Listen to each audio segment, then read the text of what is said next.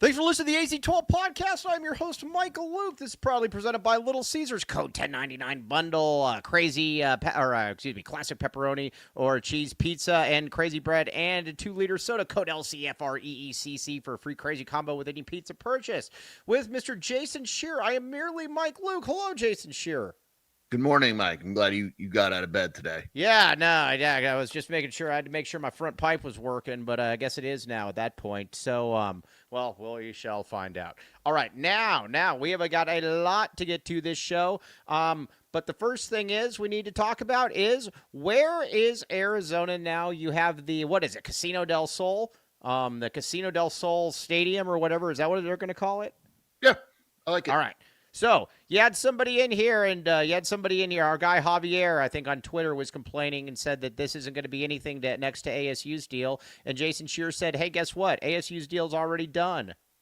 Yeah, I think ASU's making $3.3 million a year over 15 years, and Arizona's making $3 million over 20 years. So, yeah, what was it? What are ASU's numbers again? 3.3 over 15 years, and Arizona's 3 over 20 years. Yeah, all right. Arizona's more. Yeah, I mean it's the same. It's the same thing. Yeah, I'm fine with that. Okay, so that's good. Now H Fuchs is going to be joining us for our for our fan segment here a little bit later on. So yeah, what's $300,000 a year amongst friends? Yeah, that's a good point. What does this mean though for Arizona? Because we got a bigger picture here that I think a lot of people need to know about. Well, you're very excited about this. Let me break the news. Let me break your point. Let me break the news first, and that you go with the nitty gritty, and I'm going to go with what a lot of people don't quite understand. It's not like it's at the end of the day. It's just it goes to an overall fund, basically. Like the $3 million a year, it could go towards stadium improvements. It could go to NIL. It could go to coaching contracts. It goes to the AD. No one ever says no to more money. Is it right. like life-changing? No, but it's clearly a good amount of money that is going to help Arizona athletics, Arizona football specifically, and that's a good thing. All right, now there's a bigger issue in play here that we need to discuss, and not many people are talking about this. And I think, wow, James Franklin's going to Virginia Tech. Interesting. I guess I thought he was going to have more of a demand in the open market than he did. I think what we're seeing is a lot of schools are basically telling these coaches to crap or get off the pot. And James Franklin could have maybe waited and not gotten anything, or he could have gotten something, but Virginia Tech said now. And he said, okay. All right, now, La Jolla, the great Dennis Walsh, I think, puts it very well. Twitter's crashing out like Arizona Stadium was so memorable and important. You miss me with all of that thing, man. There's nothing that sounds cool about Arizona Stadium. And it's not like if McHale went away, I think there would be a lot of people who would be really sad by that, and rightfully so. Arizona Stadium, womp, womp, womp. Who cares? Yeah, who cares? And Desiree was very clear that McHale will always be McHale, that they're exploring avenues to maybe get some type of branding in McHale, but it'll never not be the McHale Center. Right. Okay. Okay. So yeah, that's basically where we're at. Okay. Now there's a couple other things that we need to discuss. Arizona is, now that Arizona's officially with Casino del Sol, Arizona is undefeated in land acknowledgement games. We've talked about this before. With land acknowledgement, Arizona, not only are they undefeated in land acknowledgement games, they beat the crap out of everybody. If every game now is a land acknowledgement game, will Arizona ever lose again? I think it's a fair point. I mean, look, we represent something more when we go into those games. Right. It means more. It just means more. That's what the real SEC logo is. It just means more.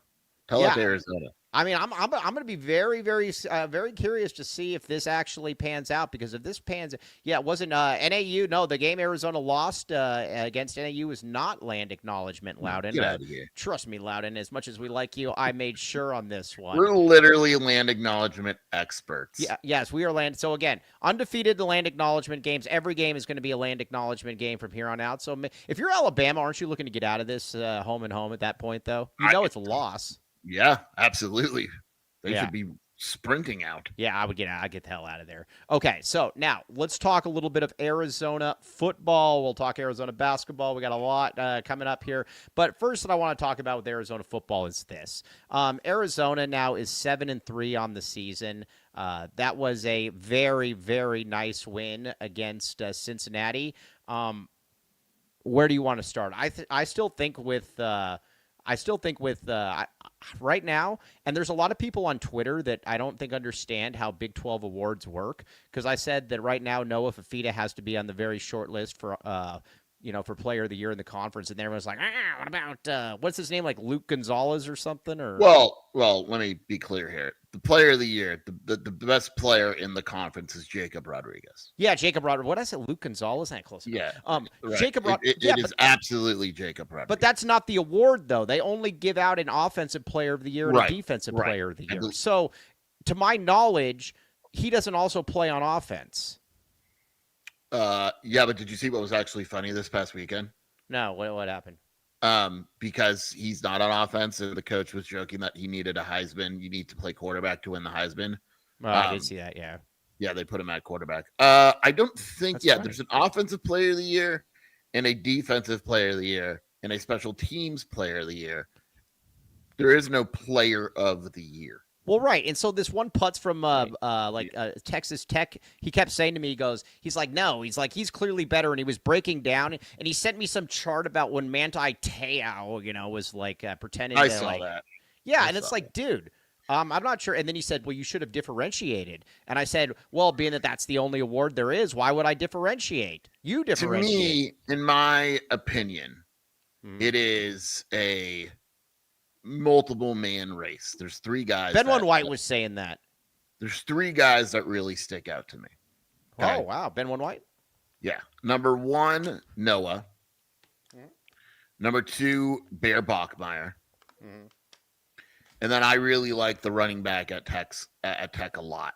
Cameron Dickey. He's going to run for over 1,000 yards. He's got 13 touchdowns. That's pretty much it. Those three guys to me are the three leaders in the clubhouse. Yeah, I would agree with that. I think that's right. Now, some guy, they keep trying to tell me, what about Sawyer Robertson or whatever? No. Sawyer Robertson has 29 touchdowns, which leads the conference, which is very good. Mm-hmm. He also has 9 picks, which is the second most in the conference. Yes, Noah is what, at 23-4 right now, if I'm not mistaken? Yeah. By the way, since we got our good pal Ben Wysong in here, what a clutch catch that was. I'm going to tweet this for you, by the way, Mike, and I'm going to see if we're off. What do we got? My 3 top players for Big 12 Offensive Player of the Year. Besides, they're gonna tell you that it's some guy or like that's what I'm saying.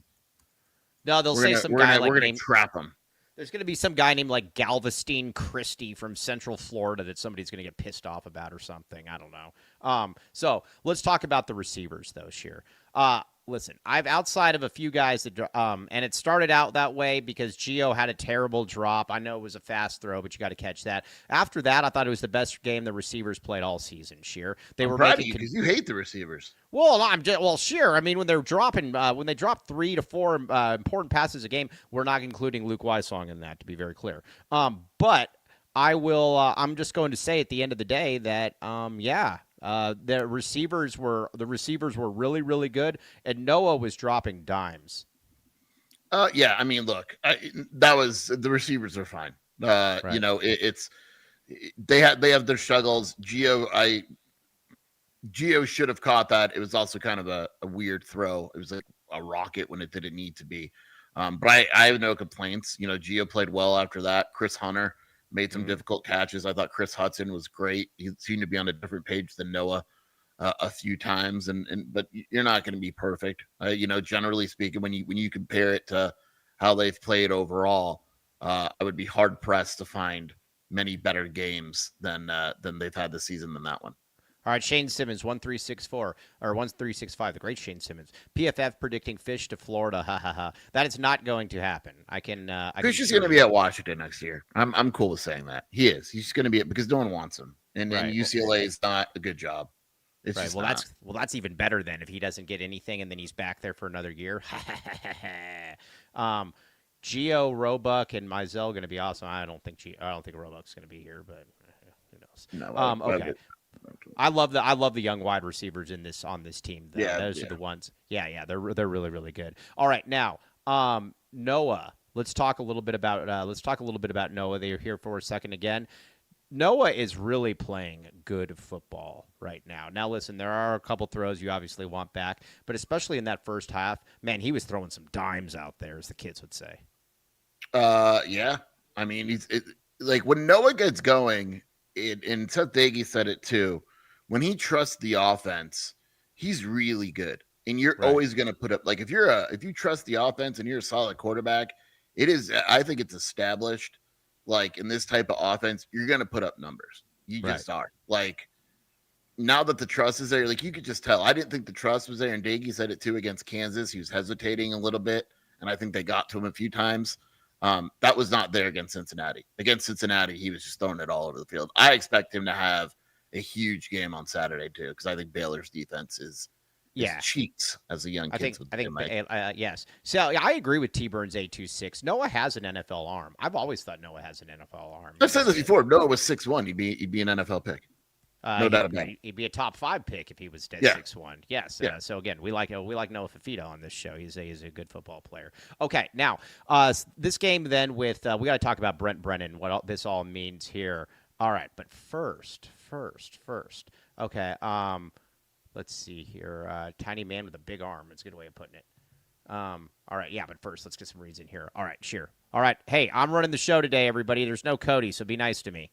We got H. Fuchs coming in later, so hold on. Here we go. Oh, no, this is good. Hold on, everybody. Stay with me. Here we go. Hold on, man. I've tried, like, literally every single thing. Here we go. Oh, my God. Where am I? Oh, there we are. Yeah. I like you saw the scrolling thing on the bottom. Yeah, no, it's good. Yeah. Welcome to The Rock.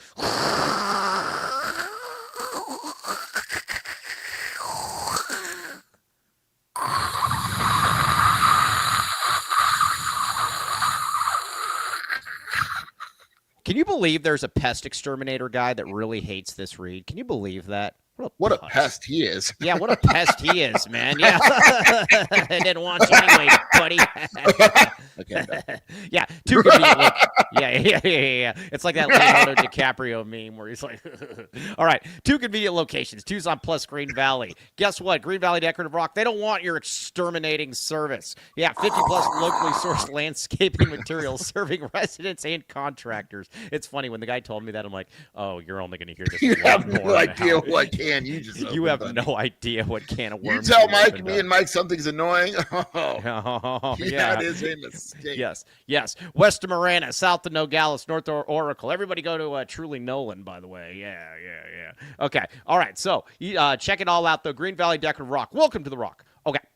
Now we got Copal. All right, now I got to give Joseph and his sister Marcus a lot of credit. They showed up there and they had a good time. They interacted. There was some question about whether Marcus is actually AI or not. Marcus is a real person. Found out that they do live together. I guess Joseph lives in the main house and Marcus lives in like the guest house with their parents. Though, right? They absolutely wanted something, right? There's always a trade-off with this. Yeah. Of course they wanted something. But I did find out that they live together. I thought that was cute. But either way, my sister came, my family came, and they got the Mike Lucalote rib. Yummy in the tummy. Yeah, Mexican food delivered nationwide at mymexicanmenu.com. Use code AZ12 for 10% off your order. Book your next party or corporate event with Copal. The great Dennis Walsh was in there as well. Dennis Walsh was being very, very mean, though. They were interviewing Kareem, who sounded like he was half alive, and Dennis Walsh said, right now, who would you take, Kareem or Creavis? That was mean, Dennis Walsh. We do not like that. Yeah. Okay, now, Eris Dental, baby. It's been a week since I've had the championship package inserted, and the insertion has never been better. I don't know if that sounds right, but owned by Arizona local alumni, only offers necessary treatment. Land the freaking man with the master plan, daily urgent care Monday through Friday. This is absolutely not his sister. No chance.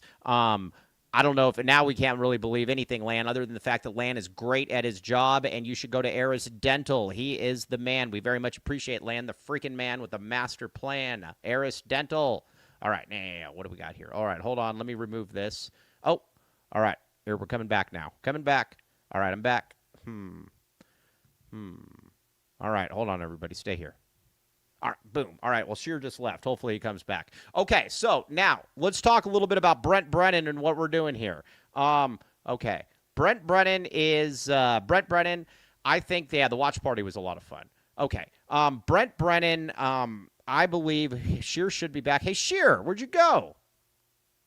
Huh. All right. So I think there needs to be I think there needs to be a middle ground here with Brent Brennan now because, like I said, I think he absolutely deserves another year. Obviously, said that. Obviously, the other one too that I would get at is I would say I would give him the 1 year whatever extension and give him a little bit of a raise. But the real extension comes when if Arizona's good next year. That's when you get the real extension, but he definitely deserves some kind of a reward. So here's the corner I'm going to put you in. I'm going to put you in a corner, Mike. Oh. UCLA calls Brent Brennan. Said you're making 2-4 right now. Mm-hmm. We'll give you 3. What do you give Arizona? I'll give him 3, sure. You would give him a we'll give you 3 for 5 years guaranteed. What's he at right now? 3 more years, I think. Right? All right. 3 more years. I'll go 4 for $3 million per. How about that? So you'll match. I'll match. Yeah, I'll match that. I'm not going to go into the 4.5 or $5 million or no $3.5 million. I'd have to have some real discussions about that one. I'd have to have some real talk. What would you do? I think you got to match up to like 3 point. I mean, I wouldn't go to 4. That's, but the game's changed. Like, what's 3.5? Let me look. Yeah, no, I agree. 3 point. I'm fine with 3.5. I'm fine with 3.5 right now. If you look at the highest paid coaching salaries, let me give you the name. Let me give you a couple names of coaches that are making 3.5. Okay, sound good? Yeah. So they have Brent at 3.4 once everything's included. That's not accurate. I don't know where they got that from. School pay, just regular school pay, right? 3.5. You're talking Rich Rod makes 3.6. Satterfield makes 3.7. Scott Frost makes 3.8. Oh, I mean, those are all probably more accomplished coaches. But are they doing a better job at their schools? No, I'm fine with 3.5. I'm just not going into the 4 range. I'm fine with 3.5 would put him at the 60th highest paid coach in the country. Yeah, I'm fine with that. I have no problem. The lowest, he would still be the lowest power forward. But what I'm not doing is this. And again, I'm not doing anything though where I look at it and I'm like, okay, well, what happens if we go 4-8 next year and we look terrible? So I get it. I would absolutely reward him for this season. I would give him some form of the championship package, but at the same time, I'm also not going to. I'm not going to break the bank. Yeah, I'm not going to sacrifice the baby for the bath. Yeah, you did it. You got it. Sacrifice the baby for the bathwater, or have the bathwater with the baby. Yeah. I don't drown the baby in bathwater. Yeah, drown the baby. I'm not going to drown the baby with the bathwater or whatever that is. Yes. Because Andre, if he starts offering 4.5 into $5 million, I'm not going to do that. I'm just not at that point yet. But Sheer, also coaches don't care. The comments are right. $4 million in Tucson is basically quadruple $4 million in LA. But coaches don't care about that. I don't know why, but they don't. Right. They don't pay attention to that. Yes, exactly. So I have no problem giving another $500K or whatever. I'm not giving him $1.5 million or whatever. Irish Mike says, Mike, I got to give you a lot of credit. Dave Hickey's hires are really working out. I got to give him a lot of credit. Thank you, Irish Mike. I don't think he said that. No, he did say that. Irish Mike said exactly that. I must have missed it. Yeah, no, yeah. We appreciate it, Irish Mike. Dave Hickey on a roll right now, though. Tommy Lloyd, Chip Hale, and Brent Brennan all going to be getting extensions. Take that. And we're ranked higher than Washington right now, which gives us which is absolutely fantastic. Yeah. I like it a lot. Okay. But that's where I'm at though. When you look around in the coach of the year though in the conference, here's where let me ask you this. If the coach of the year in the conference is a fascinating one for me because you could make a really legitimate case for a couple different ones. I think there's 4 coaches that have a case.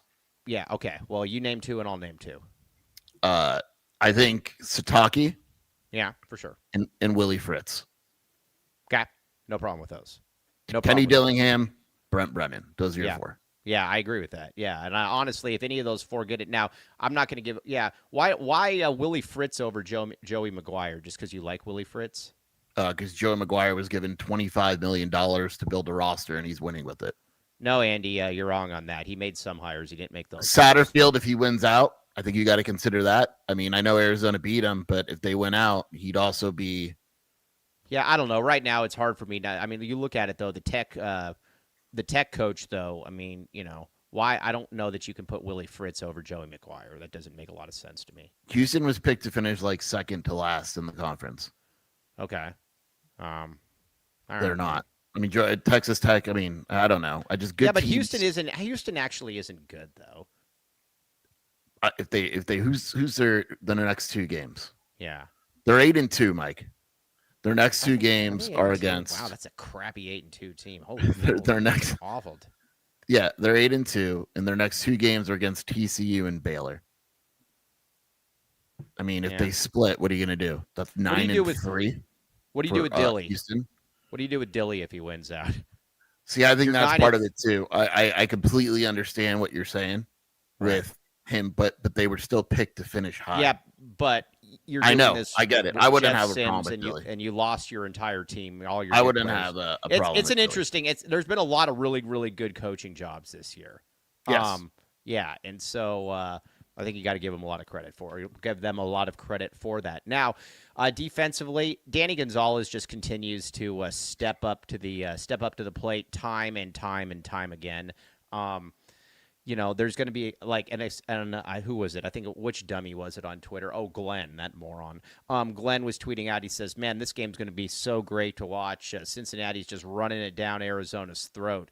And Ben White says, "I'm going to plug that hole up for you," and they did just that. Arizona, and this, like I said, Arizona, and I think what was interesting to me was Arizona's better than Cincinnati. Period. I absolutely watched that game and came away thinking that they were better. Yeah. They just were. I thought they were better. I thought, I know Sorsby, everyone's on his jock. I thought Noah was better. I thought Arizona's receivers, I know Caleb, their one receiver's great. Caldwell's great. I think it was more rounded. I thought, look, their offense is good. It's the same thing I said before the game. I just didn't know if Arizona would win the game and take advantage of it as much, but that defense is not good. Not good. Yeah. No, I would agree with that. The defense is not good, and I wasn't impressed by the overall talent on that. I don't know what Rich has been saying. I actually didn't check his account today. So there's no line. All right. There's those no down lineman looks that Gonzalez schemes up are wicked. That's what I like about Gonzalez, though. You never really know what's coming, and it's kind of exciting. Let's see. Sorsby is better than Noah, but only if he's not playing man. You know what's funny? I came away from that game thinking that he's not very good, Sorsby. Look, when your quarterback says he basically doesn't know what to do against man coverage, you're going to be you're not very good. You know who he should have you know who he should have consulted with advice on that? Ben is really good. Ben White is really good with double man coverage. Yeah, with the double man coverage, Ben's always excited. He told me in high school they used to call him the Midnight Hammer. So. Yeah, it's like, there you go right there. Yes. Yeah. But Danny G is just amazing. And again, Sorsby and Irish Mike makes a good point. Anytime Noah has had a competent OC, he has rarely ever been outplayed by opposing QBs. That is a very, very good point from the great Irish Mike, is that he is if you give Noah an offensive coordinator that actually these comments, if you give Noah an offensive coordinator that isn't a total moron, he tends to be pretty good.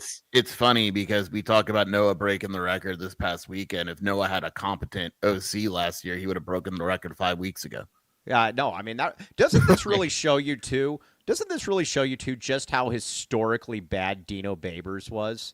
Yeah, and Atkins, we could blame him too. I mean, for sure, but whatever. Atkins was like a fawn thrown into the fire. Yeah. I don't really blame him. I mean, but yes. Now, P-Hoff, the great P-Hoff.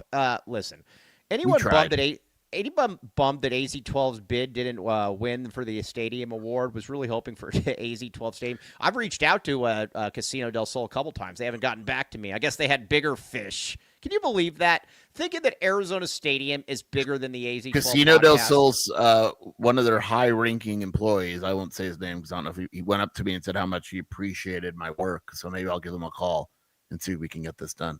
You actually should do that. That'd be great. Yeah. Brought to you by Take us your money. Yeah, that's like those reads that I. You might have to stop with the land acknowledgement jokes, Mike. So you got a decision to make. Those aren't jokes. I'm just saying you might have a decision to make here. So. All right, well, I would gladly say, you know what, land acknowledgement jokes, they have been funny. But they need to understand that I think that the land acknowledgement things are actually an insult to our Native American friends, and that I believe that that they should be getting more. So there it is. Kobe L. Thiel, get Raytheon to sponsor me.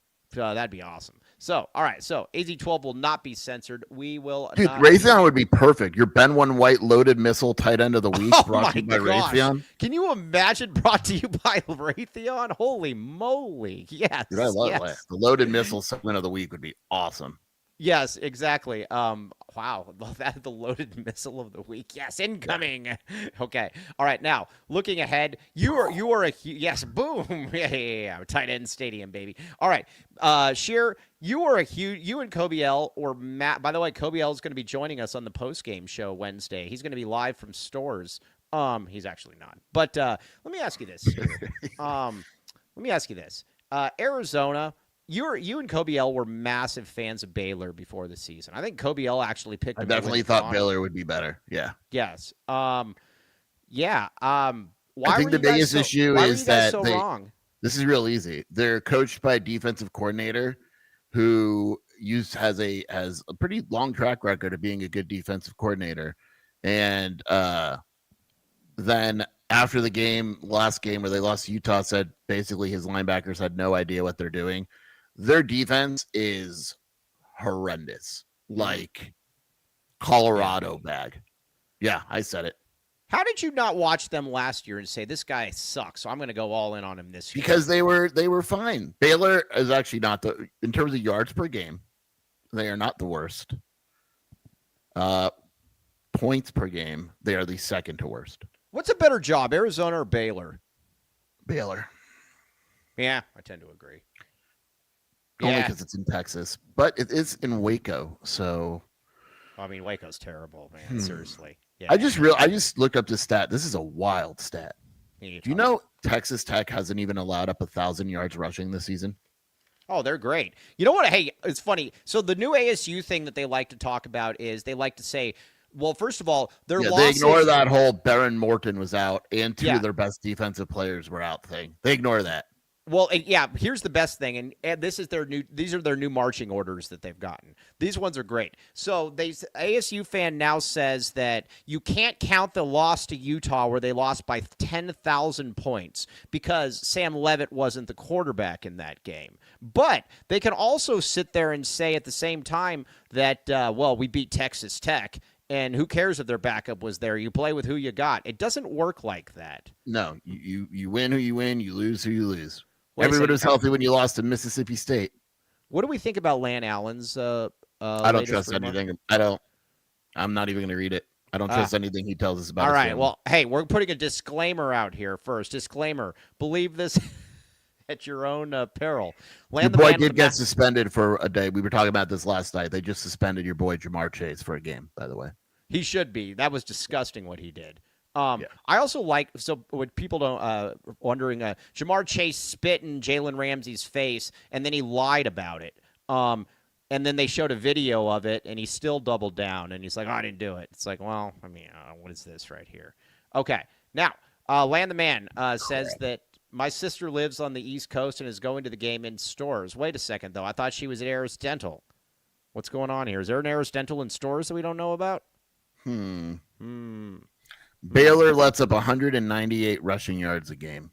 Yeah, I think Arizona's going to run the ball all over them. What's the spread in this game? 6.5. I will say this about Baylor: their offense is. I like Sawyer Anderson or whatever his name is. Their offense is awesome. They lead the conference in passing yards per game. They're top whatever in rushing yards and points per game. They average 33. They're good. I like that one. The Ben White spread of the 6.5. Yeah, interesting. I like it. You like Arizona to cover? Right. Yeah, I think Arizona covers. I just don't. I know you're big on Baylor. I'm just not big on Baylor. I mean, it just kind of is what it is. I think Arizona also is going to run the ball incredibly well I do in this too. game as well. Arizona, we need to talk about that backfield stable that we got there because we got a lot of ponies in the room. But first, let's get a couple reads in here. All right, now. Here we go. Holy Here moly! I'm we gonna do go. this. Watch this. Oh, stay with me, everyone. Boom, That did was it. pretty good. Dude, only one mess up. So that is amazing. All right, Bridge Tech Communications. Now our good pal Dennis Walsh is in here. When I saw Dennis Walsh and his lovely lady, I told her, I was like, he's a pretty well put together guy, no Ben 1, but he could be a lot bigger if he actually went to a real gym where there's like weights and like electricity and things. Bridge Tech Communications says, come to us. Bring us your tired gyms, your tired weight rooms. They promote 100 plus health entities across multiple states. Bridge Tech Communications, and everyone likes the 750% average ROI. Sure, you always like that, right? That's all I asked for. Yeah, that's all we ask for. We ask for very little, and they always provide it. So check it out. Bridge Tech Communications. Tony is the man. If you got a gym or a health wellness spot, check it out. Okay, now, let's see here. RJ's Frozen Cactus. Yeah. Red Hot Beer, our Red Hot Sports and Ice Cold Beer, baby. Huge parking lot you can park the Jet in. I heard about the Jet. And home of the AZ-12 watch parties. Now, 100 craft beers plus $2 deals, pizza, wings, tacos, burgers, and more. No bad seats in the house. You go in there and there's a TV staring you right in the face. Plus, you can drink that Four Peaks, starch yourself while you're doing it. Sure, you would look at that thing right there. Look at all that bread. That looks tasty. Yeah, and on top of that, too. Up.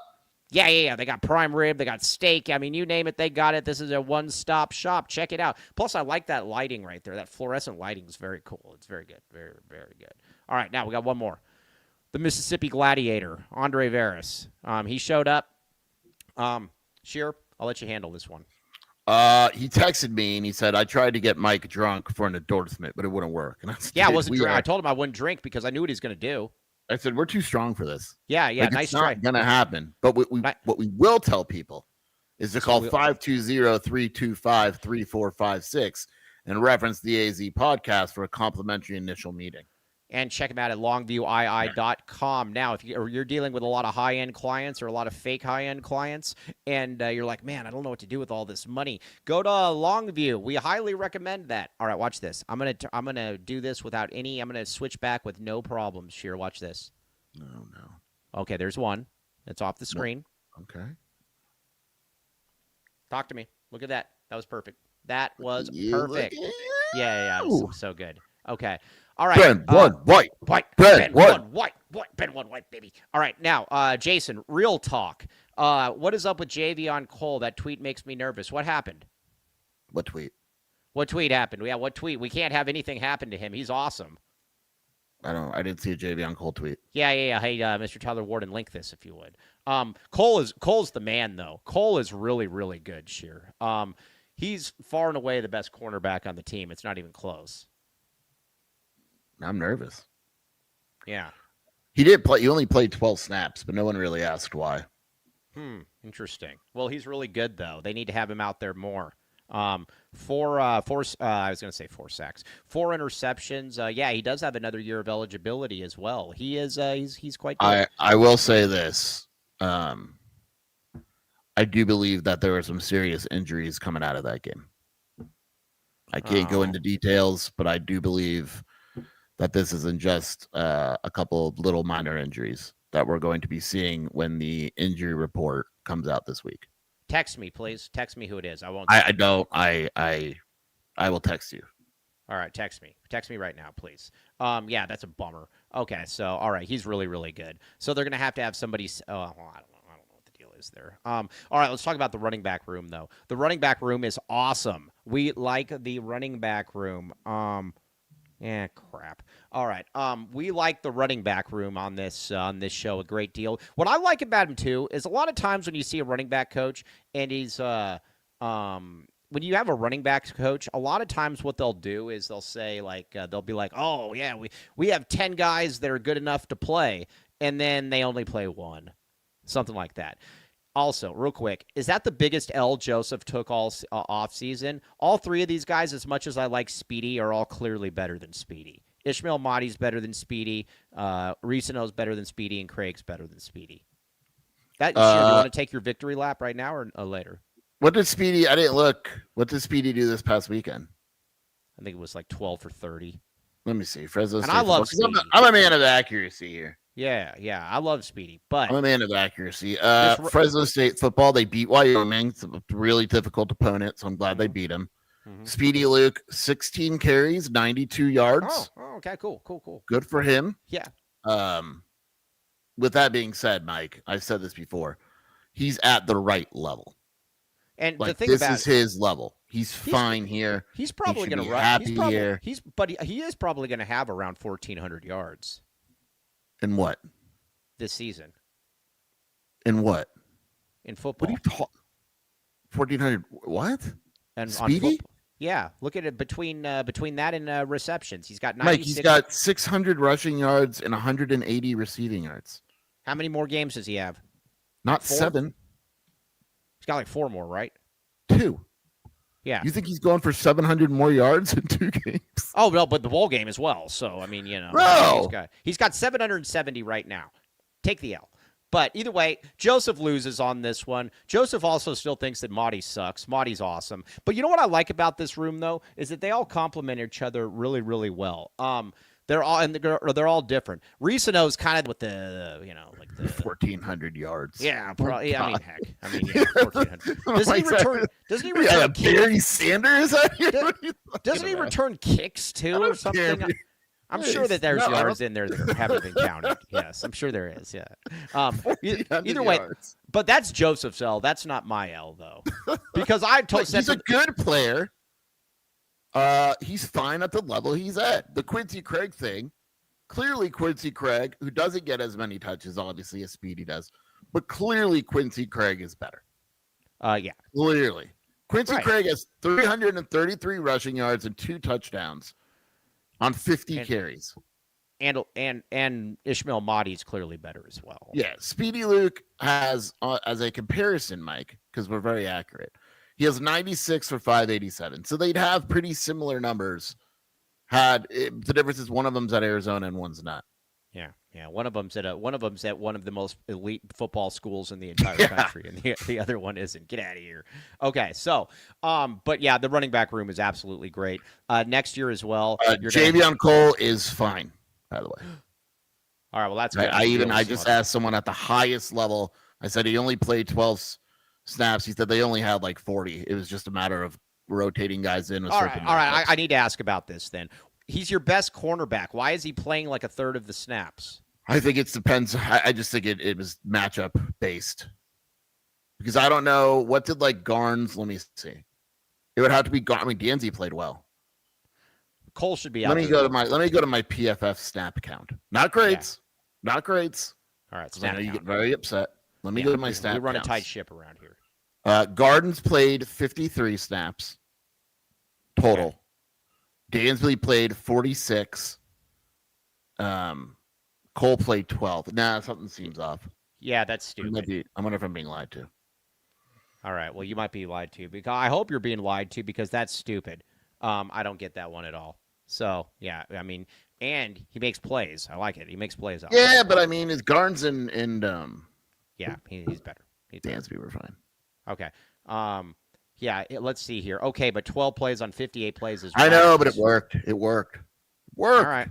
Well, just because that doesn't mean that it's right, but whatever. I bet he plays more this weekend.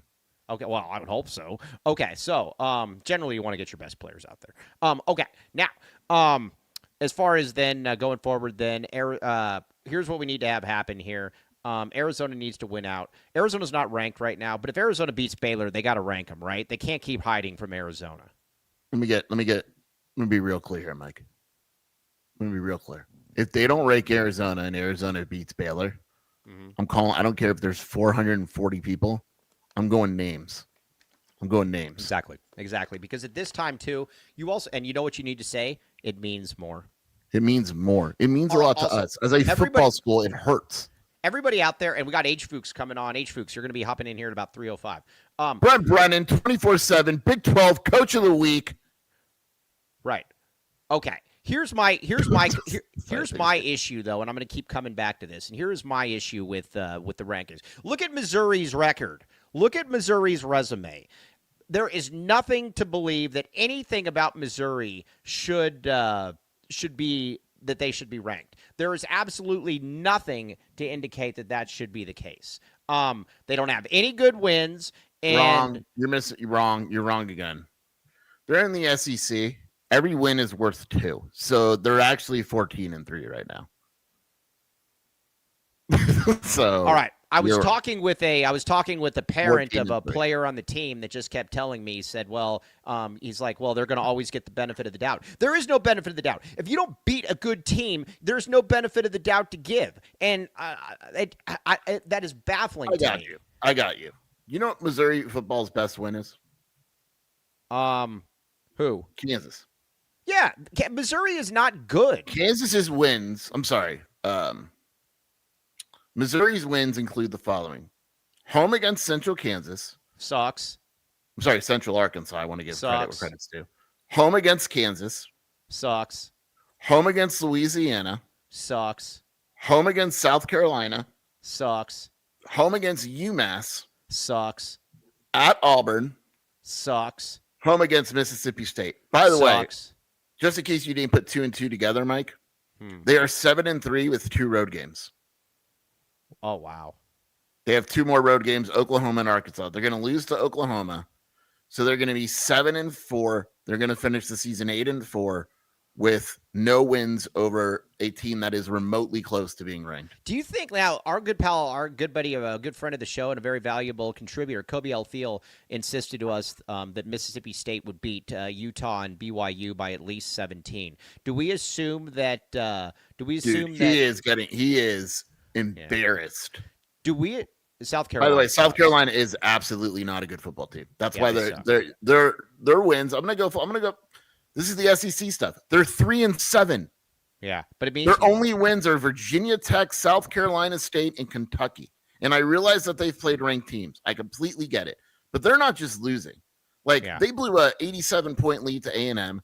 They lost by multiple touchdowns to Ole Miss. They lost by 30 to Oklahoma. They suck.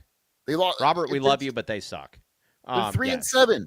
Yeah. Yes. Now, Kobe said I did admit to being wrong yesterday, but I guess here's my one question for Mr. Elfield. You don't have to admit to being wrong if you stop saying stupid stuff. Yeah. So if Missouri should not be ranked. We all agree with this. But at the same time, how much then would Missouri beat Utah and BYU by, since they are ranked? At least 24-31, something like that? At least. Right. Yeah, okay. Just wanted to make sure on that one. Kobe, we love you. We're just having fun with you. Victor Wembanyama's hurt too. What a rough 2 minutes that was for Kobe. What happened? Strained his calf out indefinitely. You know what's weird with Wemby, and we're going to get back to football or basketball here in a second too. With Wemby, it's weird for me because he's awesome, but I just have an impossible time believing that build is going to be able to. I mean, if you had to choose between Wemby and Dylan Anderson, who would you choose? Well, I need a guy that's going to be on the court that I can count on. I'm going Dylan. You see what Dylan did the other night, by the way? No. What do you do? 2 points, 3 rebounds in 9 minutes. That's pretty damn good. It was probably against Duke or a really good team. Nicholls State, but Nicholls State, but he's got good numbers. He's averaging 5 points, 5 rebounds, shooting 61%. Yeah, he's efficient. Okay, that's what matters. By the way, have you seen Duke? This is totally off topic. Have you seen Duke Brennan's numbers? Is he still averaging 20 and 10? 10 and 15 and 2. Hey, serious question. Who's better, Duke Brennan or Creavis? Creavis. But Duke Brennan is another player. He's also played against no one whatsoever. Duke Brennan. BYU doesn't count. BYU doesn't count? BYU has no interior defense whatsoever. Kata's good. I guess. He is. But he also let Duke Brennan drop 20 and 20 on him. That's because he's Duke Brennan. Okay. Now I want to talk about T-Mac here for a second because we need to talk about this. Let's get a couple reads in here, and then we got the great H Fuchs coming in here in a second. Yeah, but first let's get to these. All right. I did pretty well last time. Okay. Baggins. All right. There's one. Boom. All right. Baggins. Look at you. Man, I'm good. 12 Arizona locations, locally owned and operated. All food made in-house daily. Every sandwich comes with a chocolate chip cookie. Use code AZ12 for 15% off. Now, go in there. Order the Dennis Walsh special. It's a pleasurable experience. Dennis was telling me that they give a free cookie at the one at on Grant. If you go there and just say Dennis Walsh. This dude has his own cheat code. God, what a man. Yeah, and I just imagine the jet just hovering up above as well. Yeah, use code AZ12 for 15% off for specials and deals. We like Baggins, a great deal, Baggins. All right, now Foster Plumbing. Speaking of Dennis Walsh, Foster Plumbing. All right, now this front pipe, the front pipe, the back pipe, they all seem to work. Residential and commercial, licensed, bonded, and insured. Sewer line coating, point repairs, water heaters, drain cleaning, sewer inspections, gas, water, 24/7 service, and 10% off when you mention the AZ12 podcast. Sure. Haven't they been over to your place or like some distant relative or something in your family? They were at Shelby's dad's place to snake his pipe. They snake his pipe? Yeah, they snaked his pipe, no Ben 1, and they were able to get the clog out. Oh, all right. Yeah. And they were able to do all of that. Wow. Sounds like an invasive experience. All right. Foster Plumbing, though. They do a great job. They're all up and down. They're here by U of A. I see him all the time. Danny Foster's the man. I saw him as well. Very much appreciate Danny Foster. He is awesome. Okay. Let's see here. And we got one more here, I think. Okay. Now, the Tucson Family Food Project. All right. We decided these are fajitas. Yes, they are indeed fajitas. Where's the tortilla? They're probably on the side. I see nothing. All I see is that alien head and some like orange. But either way, they do a good job as well. A great job. Direct aid plus life skills development, cooking, nutrition, education. Currently 255 meal kits per week. 2026 goal, 1,000 meal kits per week. Donations made with AZ12. Comment will be matched cumulative up to $10,000. Cheryl is awesome. We love Cheryl on this show. All right. Before we bring H-Fuchs in, Sheer, T-Mac.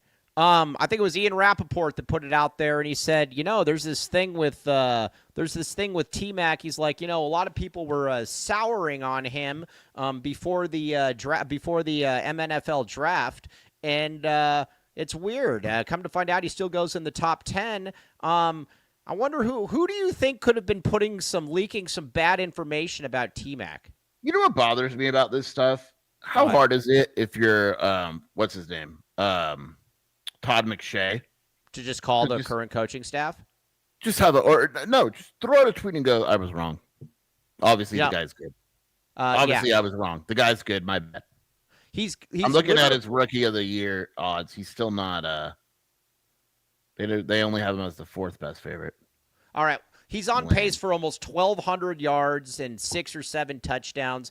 He's been really, really good. And here's what happens. If people might be saying to yourself, what happened here? Well, Todd McShay started spreading rumors that that T-Mac, that he's all about himself. He called him Tet a million different times. And then he said, and then this is how you knew. And Jed always outs himself. Always outs himself. Here's where you know that it was all coming from Jed. He said, when Jed was here, or when he was playing for Jed was on him and he was making him work hard and he was just better. Now it's now with the new coaching staff, it's just Tet is all about Tet. Jed got the best out of him. Now it's Tet is all about Tet. Dude. Just say that Jed's Jed's telling you that so that he can stroke his own ego. Jed just sucks, man. You have to lie to us, piece of crap. Yeah, no, Jed just sucks, man. But yeah, it's cool to see T-Mac doing what he's doing. He's been really, really good.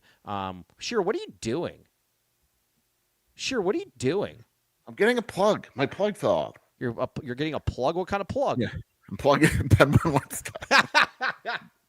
I'm getting plugged. Give me a second. Yeah. All right. Sorry about that. But T-Mac's awesome. T-Mac's awesome. It's hard to believe that T-Mac, like I said, it's weird that the Panthers haven't had any of those concerns. God, imagine if they had a good quarterback too. Yeah, I know it. Yeah, and he had, and you got Bryce Young actually threw for like 500 yards. Yeah, we motivate here on the AZ12. Hey. All right, the Mississippi Gladiator, Andre Veras, is here. Andre Veras has been trying to insist to me all season that J.J. McCarthy is... Oh, here we go. We finally went public with this. Yeah. All right, so Andre Veras. We love Andre Veras. But Andre Veras, one thing that we will not endorse is his take on quarterbacks. Andre Veras has been trying to tell me all season that J.J. McCarthy is good. And every single game, he goes like 14 of 29 for like $130. and he'll say, "Oh, well, he had a touchdown in the fourth quarter." He threw for 140 yards. It's okay. He sucks.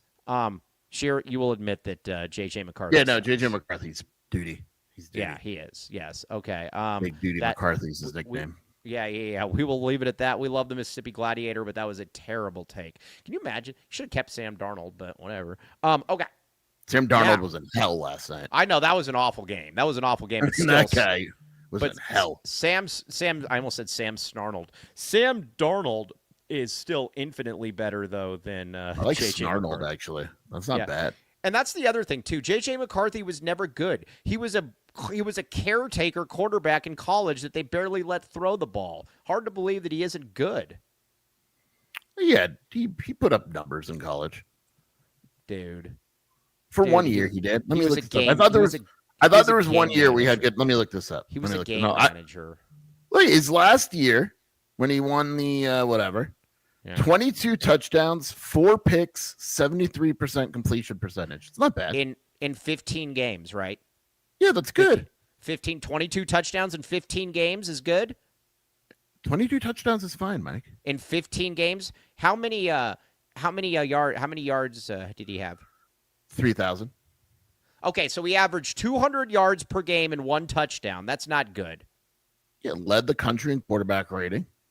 Again, 200 yards and 1 touchdown per game. He got a Heisman vote. Right. Okay. Thank you for those numbers. I appreciate that. To put that into perspective, that's all. He had more yards than in better numbers than Jalen Milroe. Okay. Was Jalen Milroe a top 10 pick? No. Okay. Either way, that was an easy one to see. Sucks. Okay, so riveting numbers. I love that too. 15 games and he threw for 3,000 yards. Whoa. Hey, Michael Penix was a whatever pick and he can't even walk anymore. That's a walking torn ACL. Yeah. I also was not at all sold on him in the MNFL. Well, you always saw me. You go, Sheer, I'm not a big fan of Penix. And I said, I was just not. Yeah. Okay. Now we are going to be joined now by a friend of the show. He is on Wildcat Authority. He is on Twitter. He is also a Yukon. He's connected with Yukon. H. Fuchs. Hello, H. Fuchs. I'm back. How are you doing, my friend? I'm doing great. Just a side note. Yeah, Noah Fida this year is better than J.J. McCarthy his senior year. And he's got 2 more games to play and also won't play in 4 more games like J.J. McCarthy. So Harrison, no Fida for the win. That's maybe the most impressive camera I've ever seen. It's very impressive. You should try. Thank you. It's just my try wiping. Wait, is it good? Something. Oh, it's awful. Oh, it's awful. You look like 1 second. Yeah. Come back in when you got that fixed. Yeah, we want to see the beauty. We want to see the beauty that is. That got worse. Yeah, I think that made it worse. Hold on. Yeah, that did make it worse. Yeah, take your time. That was awful. It made me look good. Okay. So we're gonna start talking about. It looks like a toaster. Yes, it does. Okay, sure. Let's talk about UCLA. Now let's see here. Joseph H. Fuchs using his iPods. Still not good, but whatever. We can hear you, so it doesn't matter. Oh, I have the blur on. Let me see if that helps also. Oh, well, that blur's not going to help. Yeah. Yeah, take the blur off. Don't hide your face. This isn't a Kim Doss show. Come on. Oh my God. How about better? Come on. It was for a second. Not better. Whatever, man. Nobody's watching. Doesn't matter. Okay. This is the best I can do. All right. Yeah, you're fine. Yeah, we can. Yes. All right. H. Fuchs. Let's talk about this first. What do we need to know about Yukon, my friend? What do we need to know about Yukon? Sure, I will admit I'm a reformed Yukon fan. Long before I was an Arizona fan, I used to live in Connecticut. So growing up, I was a big Yukon fan. I was going to send you a picture of me and Rudy Gay back when he was at Yukon, but I couldn't find it. So somewhere buried on my phone. Right. But it will be a fun game. Right. I think playing UCLA definitely helps with a couple factors. UConn's going to play a lot faster, which is better for Arizona. But they're going to play, Silas Demery is a great point guard. You and Udifo talked about it last week.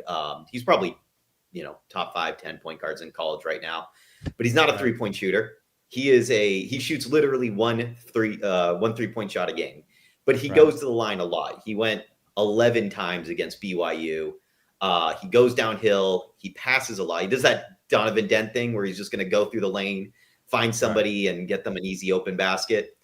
He's pretty strong too for a 6'4". He's a 6'4" point guard. So Jaden Bradley's going to have his fans full, but that's another one. Solomon Ball's one that intrigues me because a year ago he shot 42% from three. He's shooting 30% right now, and he's a high velocity, like Gabe York type, really good shooter, but is not doing that, and played terribly against BYU. So coming in, is he going to have a great game against Arizona? Because that seems to happen whenever Arizona plays teams that can't shoot threes or are not shooting threes well. They have size in Terrace Reed and Eric Ryba. Ryba's not going to – he didn't play a lot against BYU. He played about 5 minutes. So Terrace Reed's going to be the main center. But he hasn't played anybody quite the size of Mo Creavis. Keba Keita didn't even get to play him. He got concussed like 10 minutes into that game. So Reed, had nobody really any substance taking him on at that point. Let me ask you this. How are their shooters in Arizona when we don't play well, we decide not to defend the three and give them wide open threes? Yeah. Will that help them? Yeah, totally. That's going to be great for Arizona just to not defend the three, because there's at least three guys on that team that will destroy Arizona. Ball being one of them, but we'll see what happens with him. But we all know Alex Caravan. I mean, they love to just do kind of like these little like zoom actions or fake screens to just get them wide open where, somebody's driving to the hoop and will take the extra defender with him, and that's it. There's another guy off the bench, Jaden Ross, who's 6'7" wing. You leave him open, he will make that three. Malachi Smith, the transfer from Dayton, he was shooting really well before the BYU game. I think it was like a 70% 3-point shooter. Not a high velocity, but it's good enough. He's not a high velocity. Like he's, Demery and Ball will get the minutes, but there are guys on Yukon, and that's what concerns me, is there's guys on Yukon that can shoot the three, and if Arizona's not going to contain it, then they might as well not show up. Skier? How do you, Yukon obviously under Hurley is awesome offensively. How do you think they are this year defensively? Well, defensively, there's a game that stands out, but it's weird. It's the game against UMass Lowell where they held them to like 40 points. But UMass Lowell's like the worst team, or like really at the bottom of KenPom. They're not a good team. They play really aggressively defensively. The guards love to get up on the on-ball defenders. They struggled with BYU. Like once AJ Diabonsta kind of like settled in, and same with I'm totally forgetting the other Saunders. Once those guys settled in, you kind of saw that comeback with BYU, and that's where like defensively they're not there yet, but they're pretty like long and lengthy with Jalen Stewart, Jordan Ross, and Caravan. Like they're all 6'7", 6'8" guys that can defend you out in the 3-point, out to the three. Terrace Reed's really strong. Like him and Toby Awaka is going to be such a fun battle, because that's just going to be two guys that are massive human beings just fighting. It's a rock fight with those two. That will be a battle, which will be really exciting to watch. Yeah, okay. Now, all right, let's talk a little bit then about up front. You got Terrace Reed. I didn't realize that Samson Johnson is back. That guy's still on the team? No, he's gone. He graduated last year. Oh, good. They replaced. Okay, good. I saw replaced it somewhere, him and I'm like, with he's not still on the team. Yeah. No, he's gone. They have Eric Ryba now. He's a 7'1" freshman, 5-star out of I think like Hanover, Germany. They have a lot of high expectations from him. I don't know if he's there yet at the moment. He got to start, I think the first game of the season, Terrace Reed didn't play, but came back immediately after, and he hasn't really contributed a whole lot to that level, but he played great in his one start. So they are tall. They're going to go 6'11" and 7'1". Reed's going to do a lot of low post work. He can shoot threes. He will not. That's not his game, but like it's a guy that, like Xavier Booker, like don't leave him open, but don't expect him to kill you from three also. All right, John with a $4.99 super snap. Shout out to H. Fuchs, my guy, knower, ball, and backer of the A. Very much appreciate that, my friend. All right, so let's talk a little bit about Terrace Reed. Everybody in this chat generally hates Creavis. That's what gets people going. That's what, gets the testosterone flowing. How do you see Creavis and Terrace Reed playing out? Okay, so Friday, Mo Creavis was a game changer for Arizona. Like, I know we crap on him a lot, but he really impacted that game. Kopi, foul trouble, turnover, all that. Defensively, his length and presence really deterred UCLA. And it's the first time I think Terrace Reed's this season's facing anybody close to 7 feet tall. Like, I don't know the size of what the other small, but Kebakita's 6'8" at best. Xavier Stanton got us some minutes, but he's not, he's 6'10". He's not the same player Mo Creavis is. If Mo Creavis does what he's been doing, just clogging the lane, using his length, he doesn't need to block every shot, but if he can impact Terrace Reed and make his life tougher, that makes things harder for Yukon. I can't remember, I haven't checked, but I think as of going into BYU, and I think still he's the leading scorer at Yukon. He's averaging close to 20 points a game, about 10 rebounds a game. So, you need to be none of that crap where Arizona is just soft on the boards. And we saw it a couple times against UCLA where somebody, like Booker or even Bilodeau's, they're fighting for the boards, and we have to, they get the second chance points, and it's ADO's responsibility to get that board. No, team rebounding. Creavis, Awaka need to be strong because they will, if they're not rebounding at a high level. Even Demery can come flying in from the outside and get an offensive board. That's another problem. If they're not accounting for everybody, they will make the life of Arizona's bigs and even the wings a nightmare. All right. Now, go ahead, sure. I was saying, is there any position you think Arizona can really take advantage of in this game?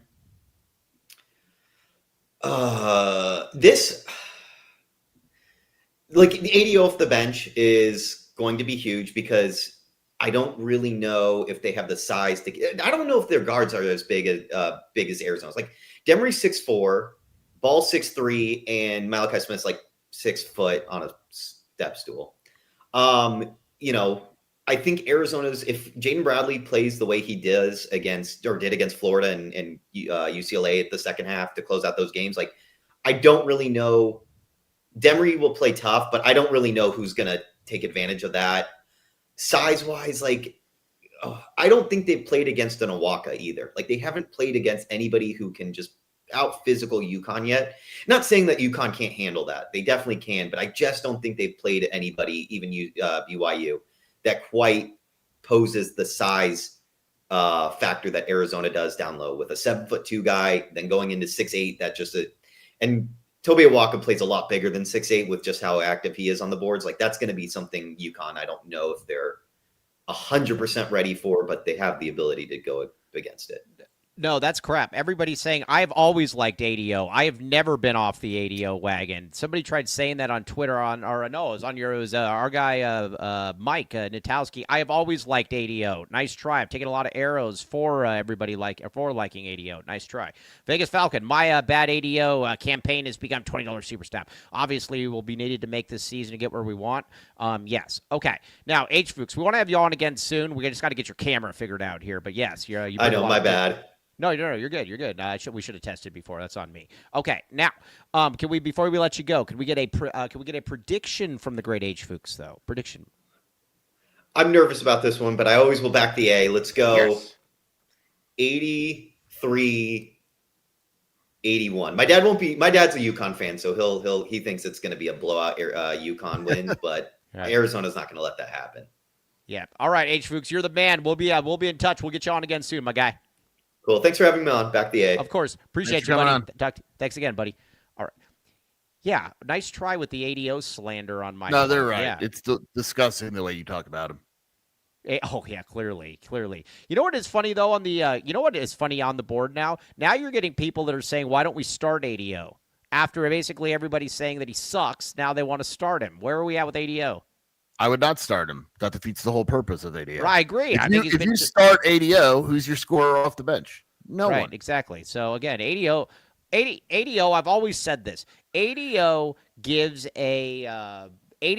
serves a very good purpose out there. Plus, the fact that he's so clutch is just awesome. You put him out there, he's going to make free throws, going to do all that stuff. And I'm going to say this as well.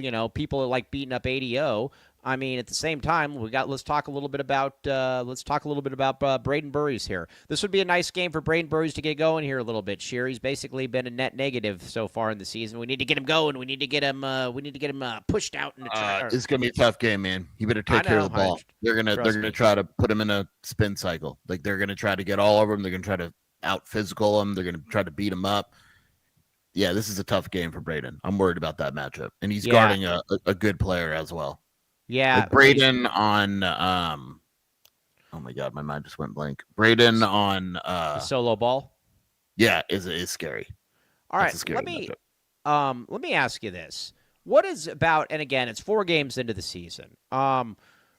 What has surprised you most about Burries this far? I thought he would be a little more comfortable. Right. I think the biggest thing that surprises me is that he's been sped up.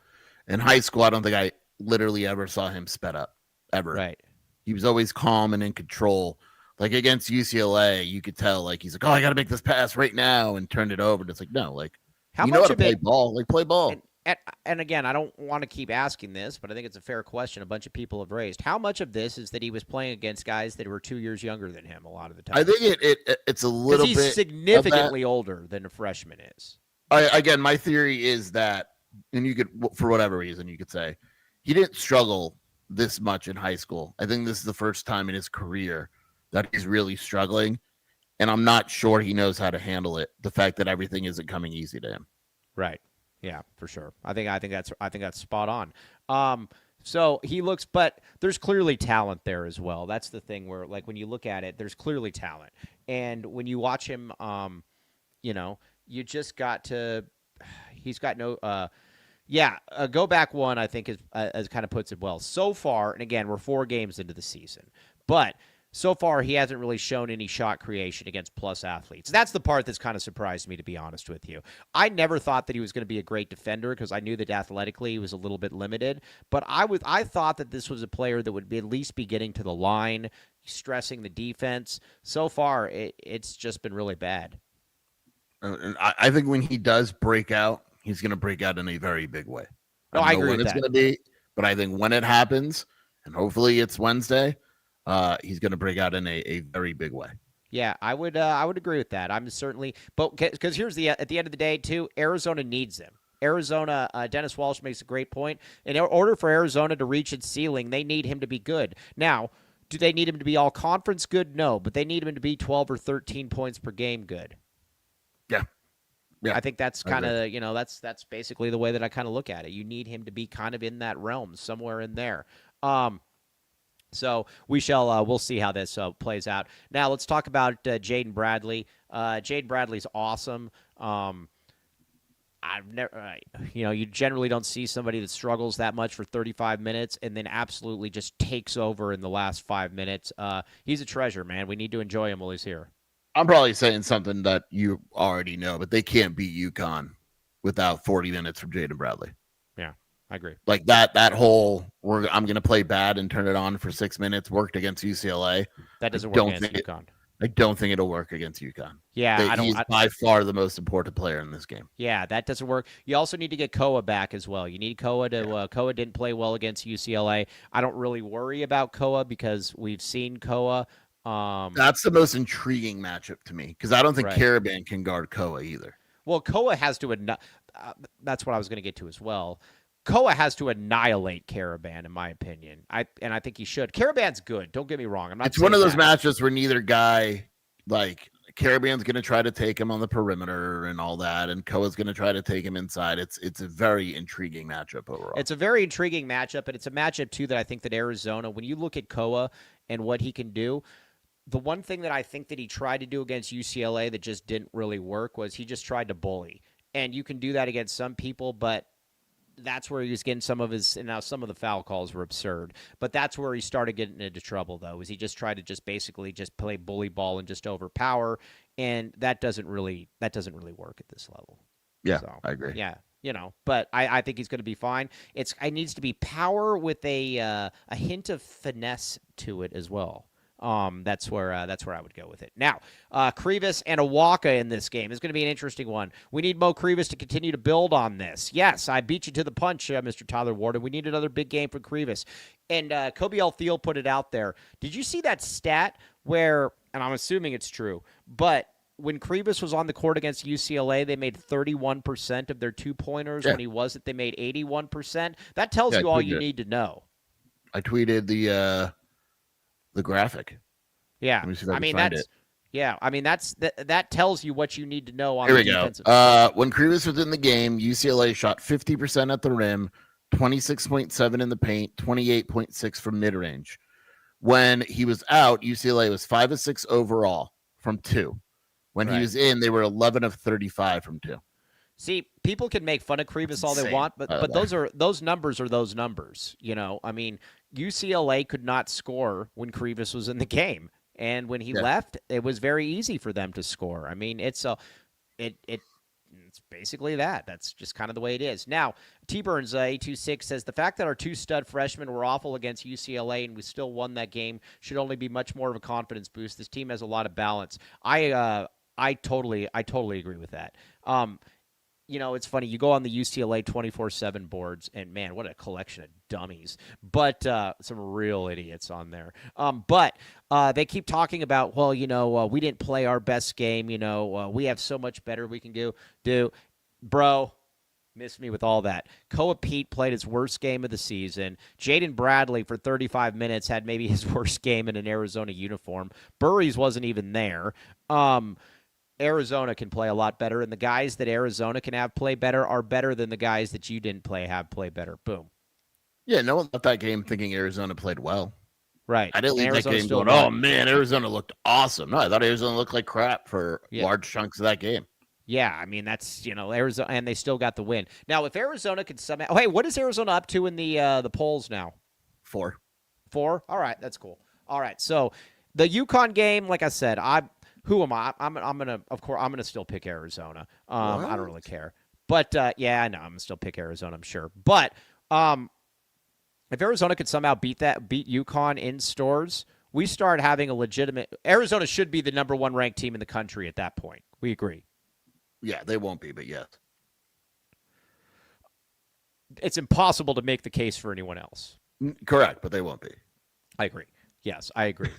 Yeah, no, I totally agree. Another should be. They won't be. Yeah. Just to confirm, Vegas Falcon, another great Vegas Falcon. $10 super snap. Just to confirm, I'm starting the hashtag MyBadADO campaign. Nothing to do with Mike. I've been hard on ADO, and he's stepping up.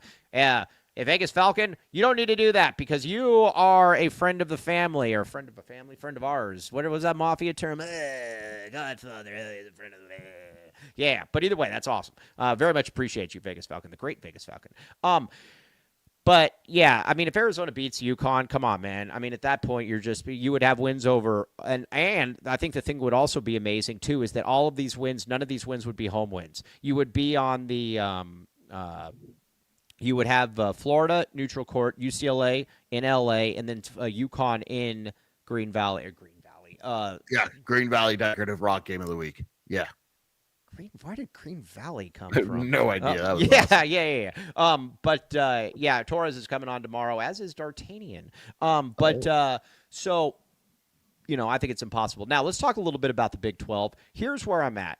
With the Big 12. The only team that I believe that can look at Arizona in the face is BYU. Now, listen, they lost Kennard Davis. That's a massive loss for them. But they lost to Yukon by 2. Without Cada. I think that pretty much kind of tells you how good they are. Houston, man, does not do it for me this year. They're good. They're really good. But Uzan looks like, somebody removed his tongue and put it in his ear. He looks terrible. Uzan's looked awful to start the season. I don't expect that to continue, but he's clearly looked very But yeah, now I do like that wing they have, Flemings or whatever. He's very, very good. But Arizona's better than Houston right now. Yeah. It's only 2 games in the year, but right. Yeah. I'm just saying the questions that I still have about Houston are still the same ones. I just don't know necessarily how they're going to sort. I get it. Now Fleming.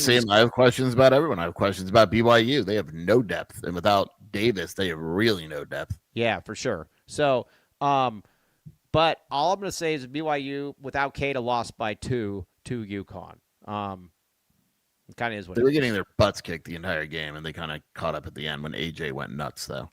AJ, dude, that guy's that guy's something else. Yeah, I mean, they were getting their butts kicked, and then AJ went ape, and they got, He's like, you know what I'm going to do? I'm going to decide that I am the best player on the court, and and he did just that. It was Texas Tech. I don't think much of, but we didn't think much of them before the season to begin with. Still don't get the Iowa State stuff. Those to me are the three teams. It's Arizona, BYU, and Houston. Those are the three teams for me. That's fair. I agree. Yeah. Okay. Yeah. The Green Valley Huskies, baby. Okay. All right. So, on that note, though, we are going to sign off. We will be back with you tomorrow at 10. We have two guests. We have D'Artagnan coming on from your board, and then we have Aaron Torres coming on after. We're going to talk a lot of Yukon. We're going to talk shop, as the kids would say. But first, everybody, get to Little Caesars. Hold on. Let me try this banner again. I'm going to mess it up. All right. Code LCFREECC. I'll also tweet it out as well. We need some real times, everybody. We need some real times. Please, I beg of you, real times. All right. Now, Mr. Shear, where can they find you doing your stuff? WildcatAuthority.com and the Wildcat Scoop podcast with Shelby. Yukon preview coming tomorrow. All right. So I'm going to say one thing as well. All the ASU fans that are trying to look for an out, have you noticed this with the Jeff Sims stuff? They keep saying, well, you should beat us with Jeff Sims. Jeff Sims is an MNFL quarterback.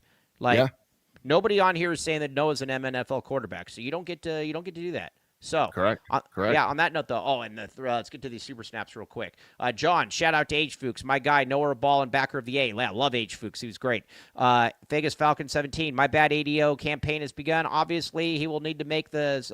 He will obviously need to make this the season we all want. Agreed. And then he says $10 just to confirm. I'm starting a hashtag my bad ADO campaign. Nothing to do with Mike. I've been hard on ADO, and he is stepping up. Very much appreciate you, my friend. Okay, now. Tomorrow, we will be back with you at 10 o'clock, normal time. For sure. Everybody in the chat, you guys are all amazing. We'll talk with you tomorrow. TTFN.